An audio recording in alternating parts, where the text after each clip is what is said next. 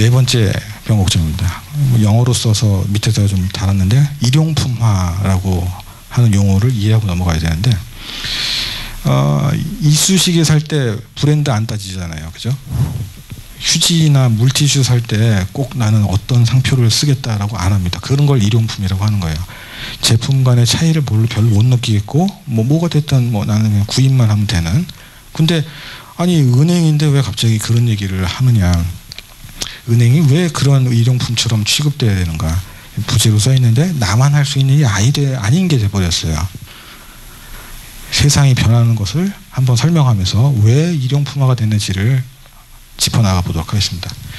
2005년의 화면입니다. 이 화면은 교황님, 2005년이니까 요한 바오로 2세 교황님의 말씀을 들으려고 사람들이 모여 있는 겁니다. 2013년 프란시스코 교황으로 바뀌었죠. 사람들이 행동이 바뀌었어요. 이제 주머니에 엄청난 것들이 있기 때문에 그냥 보는 걸로 만족을 못합니다. 해상도가 더 좋은 눈을 놔두고 굳이 이걸로 꺼내가지고 봅니다. 나중에 집에 가서 보려고. 모바일이 등장을 해서 세상이 바뀐 거죠.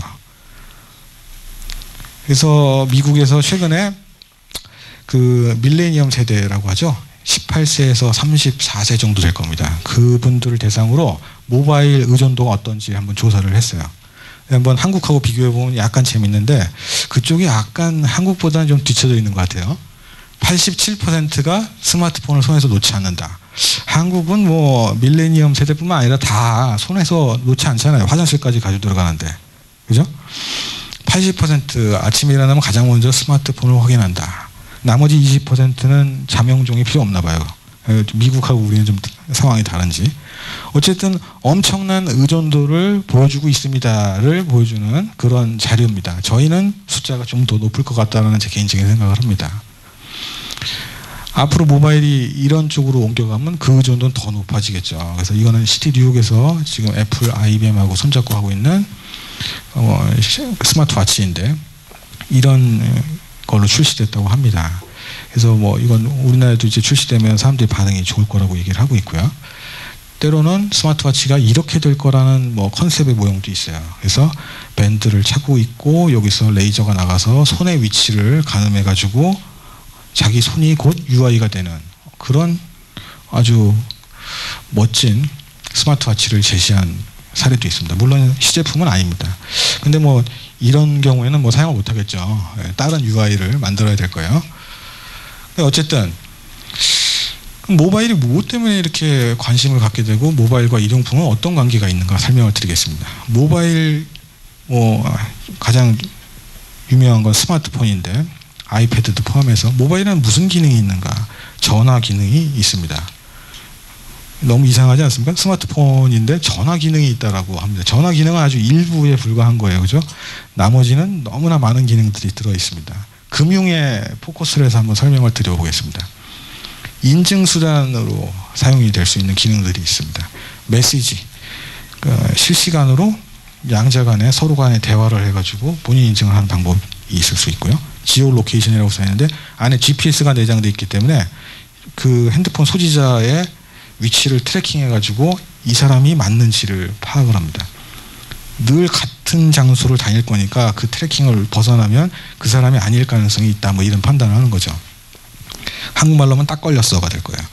그 다음에 스캔, 핑거 스캔 해가지고 지문 인식하는 거 너무 잘하는 기능이고요. 카메라도 인증수단으로 씁니다. 그래서 이거는 인증수단이라고는 결제수단으로도 사용하는데 수표를 촬영해가지고 수표가 바로 인식되면 입금되는 그런 서비스를 미국에서 하고 있습니다. 금융솔루션은 너무 유명하죠. NFC. 그래서 비접촉으로 결제할 수 있는 서비스가 나와 있고요. 카메라는 아까 말씀드린 것처럼 수표, 입금하는 기능. 그다음에 그 밖에 여러 가지 기능을 담은 앱들이 등장을 합니다. 여기서 포커스하고 싶은 부분 바로 이 앱인데요. 앱의 등장, 그 다음에 앱을 판매하기 위한 앱스토어가 등장하면서 기능이 분리될 수 있다는 거에 사람들이 초점을 갖게 되는 겁니다. 예전에는 이랬던 기능이 한 통으로 제공되던 거를 잘게 쪼개가지고 제공을 하는 거죠. 그걸 하나 기억해 주시고 그 다음에 일용품에 어떤 영향을 미치는 다른 두 번째 요소를 말씀을 드리겠습니다. 소셜 네트워크 그림을 그렸는데 소셜미디어는 너무나 잘 아시다시피 고객 관여를 위한 플랫폼입니다. 고객과 이해를 하고 고객과 좀 더 다가가기 위한 플랫폼으로 마케팅으로서 많이 쓰일 수 있다고 기대하고 사용을 했었습니다. 그래서 수많은 기업체들이 별도의 아이디를 관리하면서 고객들한테 한 발짝 나가죠. 근데 여기서 말씀드리는 건 그런 마케팅적인 소셜 네트워크가 아니고 별도의 또 다른 이면의 소셜 네트워크를 얘기를 하려고 하는 겁니다. 소셜이 새로운 비즈니스 모델을 제시하고 있다는 거죠. 그래서 소셜 머니, 소셜 대출, 소셜 저축, 소셜 펀딩, 소셜 투자 이런 것들이 있을 수가 있는 겁니다. 소셜 투자는 유명한 건데 어떤 유명한 투자의 구루가 있는데 그 사람의 투자 패턴을 카피해가지고 자기가 쓸 수가 있는 거예요. 그럼 그 사람이 수익이 나면 저도 수익이 날 거고 그럴 거니까요. 그럼 어떤 소셜 비즈니스 모델이 있는지 한번 예시를 드려보도록 하겠습니다. 아주 유명한 랜딩 클럽이라는 P2P 대출 업체예요. 복잡한 표를 보여드렸는데 이걸 보여드릴 이유는 흔히 P2P 대출, 소셜 대출이라고 하면 사람들이 좀 얕잡아 봅니다.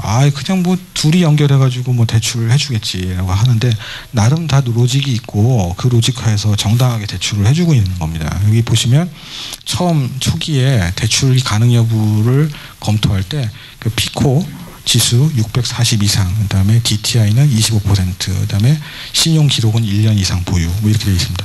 피코는 보통 그 나라에서 자동차를 구매하거나 은행 거래할 때 뭐 신용카드를 발급하거나 할 때 보통 650 이상 나와야 돼요. 그러니까 이게 뭐 만만치 않은 점수입니다. 1년 이상 신용 기록도 가지고 있어야 되고요. 근데 여기는 편안하게 듣는 자리니까 쉬운 버전으로 제가 준비를 했는데 대출 희망자하고 개인 투자자 사이를 연결을 해줍니다. 그래서 대출 희망자가 랜딩클럽 사이트에서 대출 신청을 하고 랜딩클럽은 아까 보여드렸던 복잡한 로직을 가지고 신용점수, 부채 상환 비율, 신용 기록들을 고려해가지고 걸러냅니다. 걸러내니까 지금까지 보통 한 10% 정도가 추려지더라는 거죠. 그 10%에 대해서 각각 신용 등급을 산정해가지고 그 등급이 매겨진 채로 대출 상태에 올라갑니다. 그러면 투자의 의도를 가지고 랜딩클럽 사이트에 접속한 사람은 그 명단 중에서 본인이 리스크를 부담하고 골라가지고 투자를 하는 거죠. 그렇게 돼서 최소 $25 기준으로 소액 분산 투자가 가능하게 구성이 되어 있습니다. 다른 소셜 비즈니스 모델 사례를 한번 또 들어보겠습니다. 이거는 이제 해외 송금건인데요. 예전 기준으로 한국의 홍길동 씨가 미국에 있는 미스터 잭한테 100불을 보낼 때 이렇게 보냅니다. 또 어느 편 어디선가에서는 미국에 사는 지일 여사께서 한국에 있는 김영희 사모님한테 100불을 송금하는 일도 있을 겁니다. 그렇게 돼서 은행은 중간에 환전도 할 거고 송금도 할 거고 중간에 환거래 은행이 들어가면 환거래 수수료까지 붙고 이런 수수료 마진을 챙겼었죠. 그런데 트랜스퍼 와이즈라는 회사가 나타났어요. 그래서 본인들은 은행이 아니고 중개만 하겠다. 봤더니 본인들이 매칭 서비스를 제공하면 이렇게 제공하면 똑같은 결과가 나올 거 아니냐. 그러니까 나는 환전과 송금 수수료를 받지 않고 오로지 중개 수수료만 받겠습니다. 소비자한테도 이득이 된 겁니다. 그래서 이런 소셜 비즈니스 모델은 예전에는 그냥 별 볼 일 없는 낮은 부가가치의 상품이었고 그런데 가격은 어느 정도 책정된 높은 서비스 가격을 제시했던 모델을 높은 부가가치의 낮은 서비스 가격으로 만들어버린 겁니다. 앞서 모바일의 앱 기능이 분리되는 가능성을 보셨고요. 소셜 비즈니스 모델에서 싼 값에 질 좋은 상품이 제공되는 걸 보셨습니다. 이것 때문에 은행 산업은 점점 일용품화가 된다는 겁니다.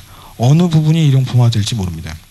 실제로 그렇게 핀테크, 신흥 핀테크라고 제가 두 번째로 불려드렸던 거 혁신적인 금융 모델이 나와서 예전에 전통적인 은행들이 가지고 있었던 영역을 하나씩 잠식해 나가고 있는 모습을 책을 통해서 보실 수가 있고 앞서 두 예시된 모델도 그런 샘플 중에 하나죠. 자, 이제 마지막 변곡점을 설명드리도록 하겠습니다. 디지털 뱅크를 위한 새로운 경제 모델이라고 하는데 저자는 97년 와이어드지에 게재된 그 케빈 켈리라는 사람이 제공한 12가지 새로운 경제 모델 중에서 특히나 무료로 배포하라는 거에 포커스를 합니다. 무료로 배포하고 이후에 사용량을 확보해야 되는 게 중요하다는 얘기를 하는 겁니다. 여기 그림은 각종 무료 애플리케이션을 제가 이해하시기 쉽게 보여드린 겁니다. 이런 예가 뭐가 있을까? 아주 유명한 예가 하나 있죠. 제가 즐겨 쓰는 앱인데 에버노트입니다. 에버노트는 웬만하면 무료로 사용하실 수 있습니다. 좋은 기능을. 마음에 드시면 프리미엄 서비스로 구입하실 수도 있고요. 프리미엄 서비스로 구입하면 오프라인에서 온라인에 연결되지 않고 저장된 걸 볼 수가 있습니다. 제가 갑자기 에버노트 사원이 된 것 같은데, 그런데 이 사람들은 그렇게 해서 사용량을 확보하자마자 어떤 일을 벌어들였냐면, 이거는 이제 사용량이 얼마나 확보되는지를 보여드리는 건데, 첫 100만 명을 달성하는데 440일 정도 걸렸습니다. 근데 단계에 걸쳐가지고 한 6번째 단계쯤에 100만 명이 증가될 때는 52일밖에 안 걸렸습니다. 굉장한 속도로 증가가 되는 거죠. 이분들한테 본인들의 브랜드 상품들을 판매하기 시작을 합니다. 아까 말씀드린 그 프리미엄 서비스까지 포함해가지고요. 이게 얼마나 장사가 잘 될지는 잘은 모르겠지만 시장에서 반응은 되게 좋습니다. 저자도 주요 서비스를 무료로 배포하고 사용량을 확보하라는 거가 이런 의미로 설명을 하기 시작한 거죠. 그럼 은행에는 어떻게 무료로 배포하고 프리미엄을 확보할 수 있는지 설명을 드리도록 하겠습니다. 서비스형 뱅킹이라는 개념을 이해하시면 될 텐데요. 필요한 부분만 선별하여 이용한다는 개념인데, 영어로는 as a service라고 붙죠. 그걸 서비스형이라고 저는 번역했는데, 소프트웨어 as a service라는 용어가 있습니다. 약자로는 SaaS. 그래서 클라우드 컴퓨팅에서 많이 나오는 개념이에요. 좀 이따 설명을 드릴 건데, 그때 제공되는 거는 API로 서비스를 개방한다. 이것도 나중에 같이 설명을 드릴 겁니다. 그러면 아니 애저 서비스는 처음 들어보는 얘기입니다라는 분도 계실 것 같아서 클라우드 컴퓨팅에서 나온 얘기 간단하게 설명드리겠습니다. 어떤 분이 이 강연이 있는 걸 어떻게 알고 미리 다 준비를 해놓으셨더라고요. 어떤 트위터에 애저 서비스를 피자 가게에 비교하면 어떻게 될 것인가 라고 저는 잘 정리를 했어요. 그래서 피자 애저 서비스를 설명드리겠습니다. 예전에 피자 가게가 있었으면 치즈, 토핑, 토마토 소스, 피자 도우, 뭐 불, 오븐, 그다음에 여기 테이블까지 다 가지고 있어야 되는 겁니다. 이거는 워낙에 있었던 서비스입니다. 피자 가게. 인프라스트럭처 애저 서비스라는 거 있습니다. 서비스형 인프라스트럭처. 초록색 부분은 남한테서 얻어가는 겁니다. 치즈, 토핑, 토마토 소스, 피자 도우는 남한테 받습니다. 자기가 보유하지 않고. 플랫폼 애저 서비스는 좀 더 많은 내용을 다른 사람들한테 의존합니다. 여기 가스, 오븐까지. 그리고 본인은 플랫폼만 가지고 있는 거죠. 가게만. 그럼 아까 말씀드린 소프트웨어 애저 서비스는 어떤 건가? 모든 거를 다 자기가 하는 일이 없습니다. 자기 이름만 걸었나 봐요. 그래서 모든 걸 다 남들한테 의존을 하는 겁니다. 이게 바로 서비스형 소프트웨어. 아까 서비스형 뱅킹을 설명하기 위한 기본적인 컨셉입니다. 그러면 서비스형 뱅킹 잠깐 기억하고 계시고, 개방이라는 개념도 같이 말씀을 드릴게요. 개방이라는 의미는 페이스북을 설명을 드려야 될 텐데, 페이스북과 유사한 서비스는 굉장히 많았습니다. 뭐 한국에도 있었고, 미국에서 페이스북이 등장할 때조차도 이미 페이스북과 비슷한 서비스는 있었습니다. 그럼에도 불구하고 이들을 물리칠 수 있었던 페이스북의 여러 가지 팩터들 중에 하나는 바로 페이스북이 추구하는 개방성에 있습니다. 본인들의 서비스를 API로 만들어가지고 다른 사이트에 제공하기 시작을 했고요. 페이스북을 즐겨 찾는 사람들은 다른 뉴스를 보다가 마음에 드는 게 있으면 본인 페이스북 계정에 옮겨놓을 수가 있었습니다. 이게 가능했던 거는 본인의 소프트웨어를 개방을 해서 남들이 쓸 수 있게 해준 거죠. 그런 유명한 서비스로 서울버스가 있습니다. 또 어떤 거가 있냐? 네이버 지도, 네이버 검색창 이런 거 API를 받아다가 본인 홈페이지에다 실어놓으면 네이버까지 가지 않고도 사용할 수 있습니다. 이런 서비스를 이미 공공기관에서는 오픈 API 서비스라고 해서 제공을 하고 있고요. 미국 같은 경우에 사례를 보시려면 더 많은 사례가 있는데, 프로그래머블 웹이라는 사이트를 조회해 보시면 그 미국에서 공개되고 활용되고 있는 API 리스트를 다 보실 수가 있습니다. 은행에 그러면 이 공개 API를 어떻게 활용할 수 있는가? 백엔드 시스템이라고 하는 게 이제 은행의 주요 전산이겠죠. 여기가 핵심입니다. 여기는 절대 남한테 양보할 수 없겠죠. 그 앞에 본인이 필요로 하는 부분의 영역을 오픈 API로 공개를 합니다. 그래서 서드파티 개발자들한테 이걸 좀 더 디벨롭 해주세요 라고 얘기를 합니다. 그래서 그분들이 훨씬 더 창의적인 생각을 가지고 프로그램을 만들고 그거를 모바일과 웹 애플리케이션으로 개발해서 공개를 하면 고객이 그걸 사용함과 동시에 거래는 API를 통해서 일어나지만 실제로는 은행의 전산에서 이루어지는 거죠. API를 여러 개를 묶어가지고 서비스하는 경우도 있습니다. 이건 실제 있는 얘기인데 구글 맵 API에다가 크랙스리스트라고 해서 부동산 정보를 제공하는 API가 있습니다. 두 개를 합쳐서 housingmaps.com이라는 사이트를 만듭니다.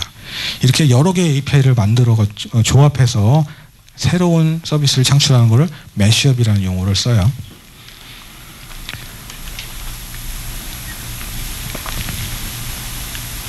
자, 그래서 그럼 은행은 이거하고는 요원한 것 같고 API가 다 뭐냐 이런 얘기를 하실 거고 클라우드는 더더군다나 말도 안 된다고 생각을 하실 텐데 올해 영국에서 최초로 디지털 온리 뱅크, 우리나라 말로 하면 인터넷 전문은행이 될 것 같은데 뭐 그런 개념은 아니지만요. 아톰뱅크가 출시됩니다. 이 아톰뱅크는 본인이 IT를 개발하거나 뭔가 하지 않았습니다. 클라우드 서비스를 이용하는데 미국의 유명한 핀테크 회사인 파이서브라는 회사가 제공을 하는 서비스를 쓰는 겁니다. 은행이 독자적으로 IT를 구축하지 않고 클라우드 서비스가 제공하는 각종 모듈형 서비스를 소프트웨어를 구입해다가 쓰는 거고 은행은 사용량에 따라서 대가를 지불하는 겁니다. 이게 실제로 올해 벌어질 일이죠. 지금까지 5가지 변곡점을 보셨을 텐데요. 가장 마지막에 오는 아톰뱅크의 사례는 실제로 있을 예정인 서비스입니다. 그러면 여기 계신 분들 지금까지 은행 서비스 이용해 보셨을 때는 단 한 가지 방법밖에 없었을 겁니다. 일방통행입니다. 전혀 다른 방법의 수단은 없습니다. 인터넷 뱅킹, 모바일 뱅킹은 다른 수단이 아닙니다. 은행이 제공하는 동일한 인프라스트럭처의 동일한 서비스입니다. 근데 앞으로 지금까지 5가지 변곡점 말씀드린 그러한 원인 때문에 뭔가 이 행태가 바뀔 겁니다. 은행이 제공하는 서비스는 각각 쪼개질 거고요. 그 쪼개진 서비스는 원하는 사람 마음대로 구미에 맞게 재조합될 수 있습니다. 아까 말씀드린 오픈 API 식으로 분명히 기능은 잘게 쪼개질 거고 그걸 재조합될 수 있으니까요. 그러면 아마존의 상상력을 잠깐 빌려와가지고 제가 흉내를 좀 내보겠습니다. 이건 책에 나온 내용은 아닌데 우리 생활에 뱅킹이 마음대로 스며들 수가 있는 거죠. 기능별로 쪼개져서 어떻게 들어올 수 있냐. 싱크대가 있고 싱크대 옆에 작은 버튼이 있습니다. 어느 날인가 일을 보고 있는데 저 버튼이 빨간색으로 바뀝니다. 그래서 누르면 수도 요금이 납부되는 겁니다. 은행에 갈 필요도 없고 모바일 뱅킹을 할 필요도 없고 인터넷 뱅킹을 할 필요도 없습니다. 저런 세상이 내년에 올 수도 있고 더 빠르면 올해도 올 수 있겠죠. 아니면 뭐 규제 때문에 안 될 수도 있고요. 이거를 뭐 저는 그냥 인베디드 뱅킹이라고 했는데 뭐 스며들어가는 은행, 그죠? 제가 준비한 내용은 여기까지인데 그 끝내기 전에 동영상, 좀 찰진한 동영상 한번 보여드리려고 합니다. Have you ever borrowed a book from thousands of miles away, across the country, Gesture ahead. Take next exit. without stopping for directions, Route 101. or sent someone a fax? From the beach, you will, and the company that'll bring it to you, AT&T. Have you ever paid a toll without slowing down? Bought concert tickets from a cash machine? Yeah, perfect. Or tucked your baby in from a phone booth? You will, and the company that'll bring it to you, AT&T. Have you ever opened doors I'm home. with the sound of your voice? Our card, please. Carried your medical history in your wallet. Your wife's gonna be just fine. So this is where we stand on the atrium. Or attended a meeting I really like what you guys have been doing, but in your bare feet. I may have a few other ideas. You will, company that'll bring it to you, AT&T. Have you ever watched the movie you wanted to, the minute you wanted to? Learn special things. That's all taken from jazz. Now any questions? From faraway places. Oakland? So where did jazz come from? Good question. Or tucked your baby in. From a phone booth. You will. And the company that'll bring it to you, AT&T. 네, 잘 보셨습니까? 이 보신 영상은 AT&T가 1993년에 본인들이 얼마나 혁신적인 기업인지를 자랑하려고 만든 광고 영상입니다. AT&T가 93년도에 그려본 미래의 모습인데 여기서 단 한 개도 실현되지 않은 게 없고 여러분들 다 경험하시고 계신 겁니다. 그죠?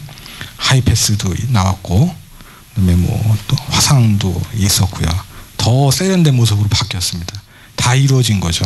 93년도에 저는 나우누리에서 저 영상을 봤었고 그때 저게 이렇게 빨리 이루어질 거라고 생각을 안 했었습니다. 저는 혁신가가 아니었었으니까. 그런데 분명히 이루어졌습니다. 여러분 저희 지금 2015년에 살고 있는데 백투더퓨처 2가 그리는 미래의 모습은 2015년이었습니다. 2015년 10월이었었죠. 그러니까 이제 아직 10월이 안 됐으니까 10월 되면 이제 떠다니는 그 스케이트보드 나올 거예요. 네? 아직은 안 나왔지만. 그래서 어쨌든 우리는 과거에 그토록 바라던 미래에 왔습니다. 근데 핀테크 얘기 나오고 인터넷 전문은행 얘기 나오고 디지털 뱅크 나오면 부정적인 의견을 갖거나 그러지 못할 거라고 생각하시는 분들 많습니다. 근데 물론 하나하나 따져보면 시간이 걸릴 일도 있고 바로 할 수 있는 일도 있습니다.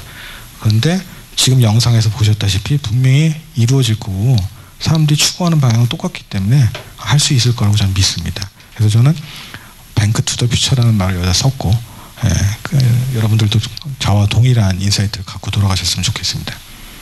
네, 이상입니다.